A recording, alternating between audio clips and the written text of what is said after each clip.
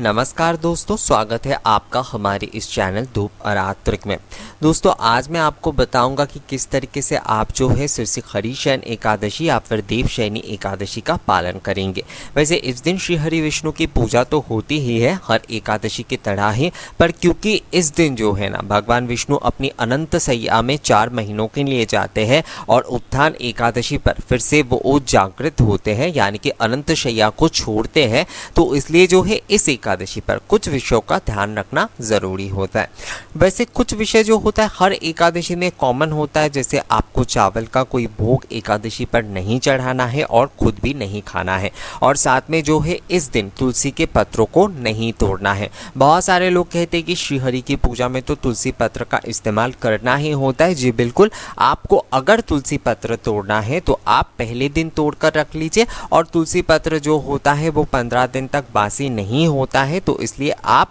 तुलसी के पत्र बहुत पहले भी अगर तोड़ के रखेंगे तो उसे आप भगवान की सेवा में लगा पाएंगे, उसमें कोई समस्या नहीं है। अगर आप जो है तुलसी माँ के जो सूखे पत्ते होते हैं उससे और तुलसी के जो काष्ठ होते यानी कि उसके जो डाल होते उससे आप धूप करना चाहते हैं श्री हरि विष्णु को, तुलसी काष्ठ का धूप क्योंकि प्रभु को बहुत प्रिय होता है, तो इसलिए अगर आप राल गुग्गल घी चंदन के साथ अगर तुलसी काष्ठ से भी धूप करना चाहते हैं तो उसके लिए भी आपको जो है ना उन सारी चीज़ों की इंतज़ाम पहले ही करके रखना चाहिए। एकादशी के दिन आपको कभी भी जो है ना तुलसी माँ के डाल वगैरह नहीं तोड़ना चाहिए, इस बात का आपको ध्यान रखना चाहिए, क्योंकि कहा जाता है कि एकादशी के दिन माँ तुलसी जो है ना वो खुद भगवान विष्णु के एक पूजा में व्यस्त रहती है, और इस दिन अगर आप उनके पत्ते तोड़ते हैं या फिर डाल तोड़ते हैं तो उससे जो होती है ना उनके व्रत में बाधा आ जाती है। तो इस वजह से जो है उनके व्रत और पूजा में बाधा ना आए, इसलिए आपको इस दिन तुलसी के पत्ते नहीं तोड़ना है, डाल वगैरह भी इसकी नहीं तोड़ना है। आप माँ तुलसी की जैसे पूजा प्रतिदिन करते हैं वैसे ही आप पूजा कर सकते हैं, इसमें कोई समस्या नहीं है, बल्कि एकादशी पर तो तुलसी की पूजा खासकर करनी ही चाहिए। तो ये हो गई तुलसी माँ के विषय में कुछ बातें। प्रभु की अगर आप सेवा कर रहे हैं यानी कि श्री हरि विष्णु की पूजा कर रहे हैं और माता लक्ष्मी के साथ अगर आप उनकी पूजा कर पाते तो ये तो बहुत ही अच्छी बात है। पर इसमें जो है ना, क्योंकि ये शयनी एकादशी है, देव शयनी या फिर सिरसी हरि शयनी एकादशी है, तो इस दिन जो है आपको बिल्कुल भी शंख और घंटी का उपयोग नहीं करना है। बहुत सारे लोगों का ये कहना है कि इससे लेकर जो है मतलब इस एकादशी से लेकर जब तक उत्थान एकादशी ना हो जाता है तब घर पे शंख और घंटियाँ नहीं बजानी चाहिए, पर मुझे ऐसा कुछ कहीं पर नहीं मिला है, और जहाँ तक मैंने भी लोगों से बात की है वहाँ पर भी ऐसा कोई उल्लेख नहीं है। पर एकादशी के दिनों में यानी कि ये जो उत्थान एकादशी का पालन आप करेंगे जाकर, उससे पहले की जो भी सारे एकादशी आएंगे, देवशयनी एकादशी से लेकर उत्थान एकादशी के तक जो भी एकादशी आएंगे, बस उन एकादशियों को ही जो है ना आपको किसी भी प्रकार की शंख और घंटी का प्रयोग नहीं करना है, क्योंकि माना जाता है कि इस समय प्रभु जो है अनंत सैया में होते। तो केवल ये नियम एकादशी के लिए होता है, आपको प्रतिदिन इस चीज को करने की जरूरत नहीं है। आप प्रतिदिन जैसे नॉर्मली शंख और घंटी बजाकर पूजा करते हैं उस तरीके से आप कर सकते हैं दोस्तों, उसमें किसी भी प्रकार की कोई समस्या नहीं है। केवल एकादशी पर ही जो है ना इस विषय को आपको ध्यान रखना है। इस देवशयनी एकादशी से लेकर उत्थान एकादशी तक इसमें आपको घंटी और शंख का प्रयोग नहीं करना है बिल्कुल भी। एकादशी की पूजा में आप जैसे धूप से आरती करते हैं, जैसे पंचदीपक से आरती करते हैं, आप कर सकते हैं। आप जैसे अगर पंच निराजन करना चाहते हैं तो आप वो भी कर सकते हैं, उसमें भी किसी भी प्रकार की कोई समस्या नहीं है। आप जलपूर्ण शंख से आरती कर सकते हैं, यानी कि जल भरकर जो वो सजल शंख होता है उससे अगर आप आरती करते तो वो बहुत ही अच्छा होता है, क्योंकि भगवान विष्णु को तो शंख बहुत प्रिय होता है। तो आप क्योंकि ये शयन एकादशी से लेकर उत्थान एकादशी तक शंख नहीं बजा रहे, तो उसमें अगर हो सके तो आप जलपूर्ण शंख का इस्तेमाल करके प्रभु की सेवा पूजन करने की कोशिश ज़रूर करें दोस्तों। तो ये जो है देवशयनी एकादशी पर ध्यान रखने वाली विशेष बात है। बहुत सारे लोगों का ये भी सवाल होता है कि एकादशी की जो पूजा हम कर रहे हैं उसमें जो भगवान को फल वगैरह हमने चढ़ाया है उसे क्या संपूर्ण दान कर देना चाहिए या फिर उसे हम खा सकते हैं।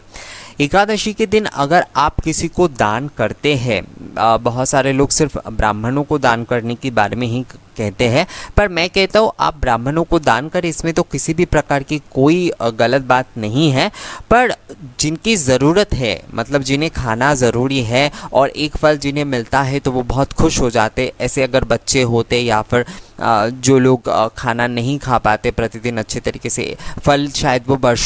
साल भर खा ही नहीं पाते, तो उन्हें अगर आप जो है ना ये फल खाना वगैरह थोड़ा बहुत दान करते हैं, जो आपने भगवान को फल वगैरह चढ़ाया वो अगर दान करते हैं आप उन्हें, तो ये बहुत ही पुण्य का काम होता है दोस्तों। तो इसलिए आप ब्राह्मण को भी चढ़ाएं और उसके साथ साथ ज़रूरतमंद व्यक्तियों को भी, जो खाना नहीं खा पा रहे हैं या फिर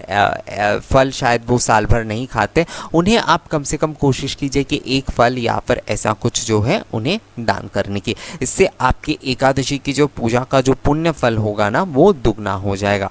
तो शयन एकादशी पर आपको भगवान विष्णु की पूजा करना है, विधिवत रूप से करना है। आप जो है भगवान विष्णु को अच्छे तरीके से तुलसी के माला से, फूलों से आप सजा लीजिए, उन्हें जो है गंध पुष्प से आप पूजा कर लीजिए, उन्हें धुनुची धूप करिए, और उसके बाद जो है माता लक्ष्मी की भी आप पूजा करिए, तुलसी माँ की भी आप पूजा करिए, और आरती में आपको धुनुची धूप निवेदन करके, पंचदीपक निवेदन करके जो है ना आपको आरती करना चाहिए। आप सुबह के समय 12 बजे से पहले ही एकादशी की पूजा कर लिया कीजिए दोस्तों। बहुत सारे लोग 12 बजे के बाद भी करते, पर मैं कहता हूँ अगर आप 12 बजे के बाद करते हैं तो आप कर सकते हैं, उसमें समस्या नहीं है, पर सुबह की पूजा आपको एक बार करना ही चाहिए। आप सुबह की पूजा एक बार ज़रूर करें, उसके बाद अगर आप 12 बजे के बाद भी एक बार पूजा करना चाहते तो आप कर सकते हैं, और उसके बाद फिर से संध्या के समय जाकर पूजा आरती वगैरह करना होता है दोस्तों, यानी संध्या आरती जो होती है वो करना होता है। अगर आप इस दिन अपने भगवान श्री हरि विष्णु और माता लक्ष्मी को, जो आपके घर में शायद छवि चित्र के रूप में या फिर मूर्ति के रूप में भी, पीतल की मूर्ति बहुत सारे लोग रखते हैं अपने घर पे, तो उनके धूप सेवा करना चाहते हैं तो आपको मंगल धूप से लेकर जो है ना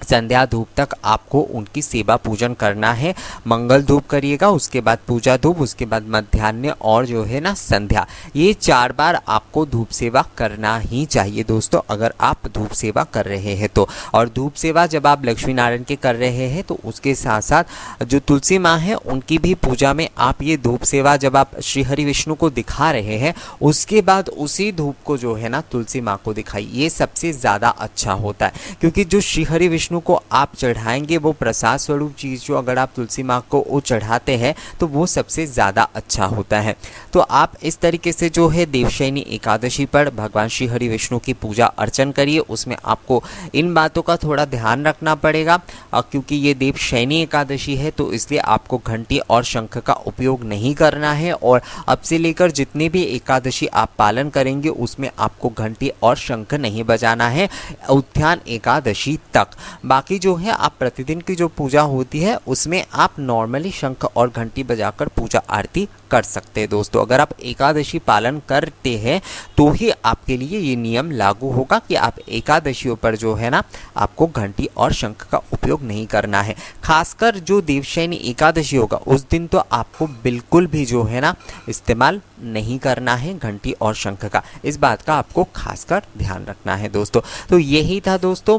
देवशयनी एकादशी पर। बाकी एकादशी के विषय में मैं और ज़्यादा इसे लंबा नहीं करना चाहता, क्योंकि हर किसी के अपने अपने कुछ नियम होते हैं, और बहुत सारे लोग एकादशी जो लोग पालन करते हैं हर बार उन्हें पता ही होता है एकादशी के नियम वगैरह, तो इसलिए मैं अलग से और कुछ नहीं बता रहा हूँ। आप जो है इस वीडियो को अगर देखकर आपको अच्छा लगा है तो इसे लाइक और शेयर कर दीजिएगा, और इसे कमेंट भी ज़रूर करिएगा, मुझे बताइएगा कि ये वीडियो कैसा लगा आपको। मिलेंगे आपसे अगले वीडियो में नई किसी जानकारी के साथ, तब तक के लिए नमस्कार।